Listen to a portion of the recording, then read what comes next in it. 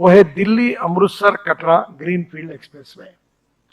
दिल्ली से अमृतसर 4 घंटे में, कटरा 6 घंटे में और श्रीनगर 8 घंटे में होगा। तो ये वैष्णव देवी से मुझे नहीं लगता कि अब कोई जम्मू हवाई जहाज से आएगा। जब ये रोड हो जाएगा, वैसे मैं पहले कहता तो लोगों का विश्वास नहीं बैठता। अभी दिल्ली से देहरादून 2 घंटे में, हरिद्वार 3 घंटे में, तो मैंने कहा दिसंबर के बाद एक भी हवाई जहाज दिल्ली से देहरादून नहीं आएगा। मैं जब मुंबई में मंत्री था तो मुंबई से पूरा हाईवे हमने बनाया था, तो मैं कहता था कि ये हाईवे 8 जेट एयरवेज की फ्लाइट आती थी, तो मैंने कहा ये हाईवे बन गया तो ये फ्लाइट बंद हो जाएगी, तो लोग विश्वास नहीं रखते थे। जैसे हाईवे बना पूरी फ्लाइट बंद हो गई। तो मुझे लगता है कि अब जैसे देहरादून की फ्लाइट बंद हो जाएगी, वैसे जम्मू की फ्लाइट बंद नहीं होगी, बाकी जगह से जम्मू में फ्लाइट आएगी डायरेक्ट हिंदुस्तान की जगह। दिल्ली की फ्लाइट में केवल आएगा, पर बाकी फ्लाइट बढ़ेगी। आप तो एलजी साहब ने मुझे बताया कि उन्होंने फ्यूल पर टैक्स कम लगाने के कारण को बड़े प्रमाण पर फ्लाइट आ रही है। और मैं तो आगे उनको कहूंगा कि पानी पे उतरने वाला हवाई जहाज अभी 100 आ रहे हैं, उसका भी मैं जब शिपिंग मंत्री था तो मेरा सपना था, मैंने उसकी ट्रायल ली थी। वो एमपीबीएस सी प्लेन था, तो एयरपोर्ट अथॉरिटी बहुत मुश्किल कर रही थी परमिशन देने में। तो मैंने उनको कहा था कि ये जो एमपीबीएस सी प्लेन है, जिसको आप एरोप्लेन कहते हैं, मैं इसको फ्लाइंग बोट कहूंगा और नया कानून बना के मैं क्लियर करूंगा। तो उसका कानून भी क्लियर हो गया। अब भारत सरकार बहुत सी जगह वो शुरू कर रही है। और ये जो दिल्ली अमृतसर कटरा ग्रीनफील्ड है, ये दिल्ली से वैष्णो देवी तक 40,000 करोड़ की लागत से 670 किलोमीटर 4 लेन ग्रीन एक्सप्रेसवे ये दिसंबर 2024 तक पूरा होगा, ऐसा मुझे कहा है। हम लोग कोशिश करेंगे कि मई में चुनाव है, अब चुनाव के बाद हो गया, हमें क्या फायदा है, हमें तो उसका उद्घाटन करना है। साफ बात करने में मुझे कोई संकोच नहीं होता। तो ये किसी भी हालत में आचार संहिता लगने के पहले इन्हें चाहिए काम को पूरा करें, ऐसी मैं उनको सूचना करता हूं। और प्रधानमंत्री के हाथ से हम इसका उद्घाटन करेंगे फरवरी मार्च में।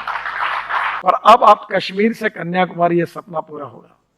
जैसे आप मनाली से निकलेंगे तो वहां हमने अटल टनल बनाई है, जो 3.5 घंटे रोहतांग पास जाने के लिए लगता है, वो टनल 8-9 मिनट में जाती है। वहां से फिर 4 टनल हम बना रहे लद्दाख लेह तक, अच्छा रोड बना रहे।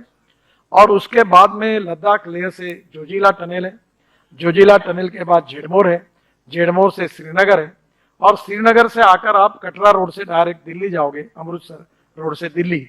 और दिल्ली मुंबई हाईवे से दिल्ली मुंबई 12 घंटे में हमारा हाईवे इनॉग्रेट हुआ है, कुछ पार्ट उसका ओपन हो रहा है, दिसंबर तक काफी हो जाएगा। और ये हाईवे जाता है मुंबई।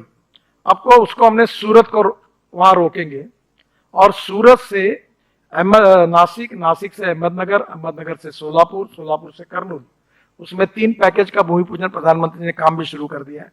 और कर्नूल से कन्याकुमारी, चेन्नई, हैदराबाद, त्रिवेंद्रम, बेंगलोर, मैंगलोर, पूरे साउथ को कनेक्टिविटी होगी। तो अब इसके बाद उत्तर भारत के लोगों को मुंबई जाने की जरूरत नहीं, कोल्हापुर और सोलापुर जाने की जरूरत नहीं। इससे चेन्नई से दिल्ली का डिस्टेंस 312 किलोमीटर कम होगा। तो सही में ये कश्मीर से कन्याकुमारी ये ग्रीन एक्सप्रेस हाईवे जो है, ये सही में सपना पूरा होगा, इस बात की मुझे खुशी है।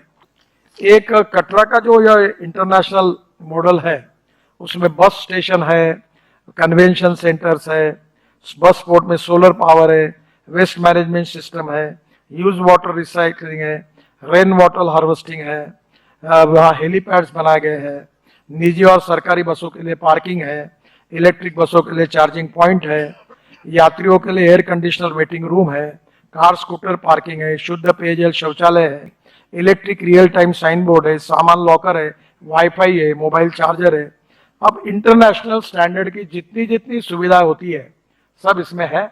और मुझे बहुत खुशी है कि ये स्टेट ऑफ आर्ट प्रोजेक्ट ये होगा, और निश्चित रूप से प्रधानमंत्री के हाथ से इसका हम भूमि पूजन करेंगे। बहुत बहुत धन्यवाद। 1-2 सवाल आप पूछ लीजिए, हमें जल्दी निकलना है। हाँ, शॉर्ट में पूछिए। नमस्कार नितिन जी, मेरा नाम सुनील भट्ट है, मैं इंडिया टुडे ग्रुप से हूँ। नितिन जी, अगर हम देखें तो जो आप कार्य कर रहे हैं, जो रोडों का जाल पूरे देश में बिछा रहे हैं, इसकी प्रशंसा सभी लोग कर रहे हैं, यहाँ तक कि विपक्षी दलों के नेता भी आपकी काफी प्रशंसा करते हैं। लेकिन नितिन जी, इसमें एक अहम विषय है कि सड़क दुर्घटनाएं जो हैं उसको लेकर क्या कदम उठाए जा रहे हैं, क्योंकि आने वाले समय में जैसे जैसे नई सड़कें बनेंगी ये एक बहुत बड़ी चुनौती होने वाली है। और दूसरा प्रश्न मेरा आपसे एक व्यक्तिगत प्रश्न है कि गडकरी जी, जैसे मैंने कहा कि आप बहुत अच्छा कार्य कर रहे हैं, आपकी प्रशंसा सभी तरफ से हो रही है, लेकिन कभी कभार आप ऐसे बयान दे देते हैं कि आप कह रहे हैं कि राजनीति से मन भर गया है, तो उसका कयास अलग अलग तरीके से निकल रहे हैं। क्या नितिन गडकरी राजनीति से संन्यास लेंगे? नहीं, मैं संन्यास वगैरह कोई लेता नहीं। प्रॉब्लम क्या है कि राजनीतिक नेता केवल सत्ता कारण करते हैं।